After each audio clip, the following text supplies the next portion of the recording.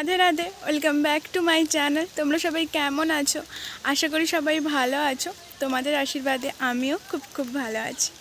আজকের আমি যাচ্ছি আমার দিদান যে ডক্টরের কাছে গিয়েছিল ব্লাড টেস্ট করতে, তো ওই ডক্টরের রিপোর্ট আনতে যাচ্ছি। এই দেখো তোমরা আশেপাশের পরিবেশটা, এবং বৃষ্টিও পড়ছে টিপ টিপ করে, আর আকাশের অবস্থা দেখো ঘোলা হয়ে আছে। আর দেখো পুরো রাস্তায় জল, আর এই দিকটায় দেখো পুরো চাষ সবুজ, মানে পুরোটাই তোমরা যতটাই দেখতে পাবে ততটাই দেখো পুরো সবুজ, মানে ধান চাষ হয়েছে। আর ওই দিকটায় ঘর আছে, এদিকটায়ও ঘর আছে। আর ওই যে দেখো রাস্তায় একটা টোটো আসছে, আর চারিপাশের পরিবেশটা কত সুন্দর, কিন্তু টিপটিপ করে বৃষ্টি পড়ছে। তো আমি অনেকক্ষণ স্ট্যান্ডে দাঁড়ানোর পরেই মোটামুটি একটা টোটো পেয়েছিলাম। তো তারপরেই আমি সিটিতে চলে এসেছি, আমাদের বাড়ির থেকে অনেকটা দূরে। তবে এটাই আমাদের বাড়ির কাছেই সিটি, বলতে গেলে অনেকটা দূরে হলেও যাবতীয় জিনিস এখানেই পাওয়া যায়। আর এখানেই আমি কম্পিউটার শিখতে আসি। তো তোমরা যারা আমার ব্লগগুলো দেখো তোমরা জানো, তো যদি না দেখে থাকো তাহলে গিয়ে দেখে নিতে পারো। আর এই যে রাস্তাটা দেখছো তোমরা, ওটা হচ্ছে কলকাতা যাওয়ার রাস্তা। আর তোমাদেরকে আমি আগের ব্লগে দেখিয়েছিলাম যে অনেক আগের ব্লগে তোমাদের দেখিয়েছি আমি যে এই মন্দিরটা, তো এই মন্দিরটার ভেতরে আমি যেতে পারিনি সমস্যার কারণে। তো এবার দেখো মন্দিরটা খোলা ছিল, আর এবারে ব্রাহ্মণ ঠাকুর মাত্র খুলেছে, এখন সকাল মাত্র 8:30 মতন বাজে, তার জন্য মাত্র খুলেছে, এরপরেই পুজো শুরু হবে। কিছু করার নেই, আমার ল্যাবরেটরির মধ্যে আমাকে ফোন অ্যালাউ করেনি, ফোন রেখে যেতেই হয়েছিল, যার জন্য আমি তোমাদেরকে দেখাতে পারলাম না। তো বেরিয়ে এসে আমি তোমাদেরকে দেখালাম।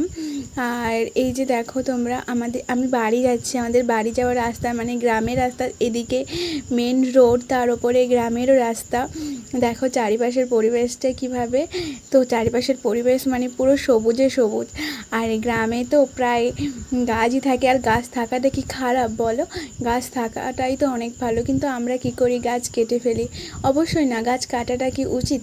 একটা কাটলে তার জায়গায় দুটো লাগাতে হবে, কিছু সমস্যার কারণে গাছ কেটে দিতে হয়, কিন্তু তার জায়গায় আমরা কেউ গাছ লাগাই না, যার কারণ হচ্ছে আমাদেরই ভুগতে হচ্ছে। এর ফল কি ভালো হচ্ছে? তো এর প্রকোপে আমরাই পড়ছি, আমাদেরই কষ্ট হচ্ছে, কিন্তু আমরা তা বুঝি না। আমরা কি করি, নিজেদের ব্যস্ততা এতটাই দেখাই, মানে আমরা ব্যস্ত না থাকলেও এমনভাবে মানে ভাব নিই যে আমরা প্রচণ্ড ব্যস্ত, কাজে প্রচণ্ড, যে যার নিজের কাজে ব্যস্ত।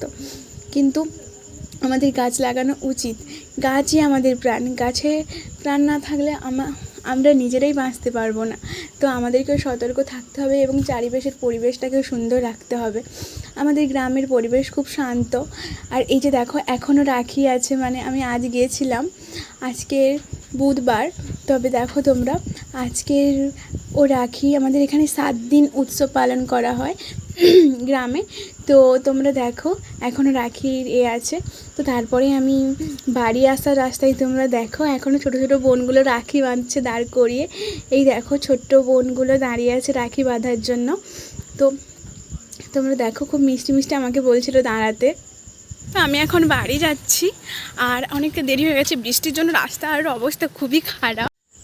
এই দেখো তারপরে আমি বাড়ি চলে এসেছি। বাড়ি চলে আসার পর আমি তোমাদেরকে ওই ল্যাবরেটরির মধ্যে, যেহেতু আমাকে মোবাইল অ্যালাউ ছিল না তার জন্য আমি তোমাদের দেখাতে পারিনি। এই দেখো রিপোর্ট, এক্স-রে করা হয়েছিল, ব্লাড টেস্ট করা হয়েছিল, কিন্তু এগুলোর তো আমি কিছুই বুঝি না।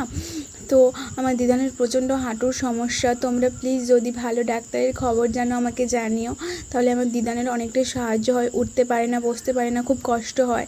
আর তোমরা কোথা থেকে আমার এই ভিডিওটা দেখছো প্লিজ প্লিজ আমাকে জানিও, তাহলে তোমাদেরকে আমি ধন্যবাদ জানাতে পারবো। প্লিজ, আর কেমন লাগলো প্লিজ বলো আমায়। আজ এই পর্যন্ত, দেখা হচ্ছে পরের ব্লগে। তোমরা সবাই ভালো থেকো, আর এই ব্লগটা তোমাদের কেমন লাগলো প্লিজ আমাকে কমেন্টে জানিও। টাটা, রাধে রাধে।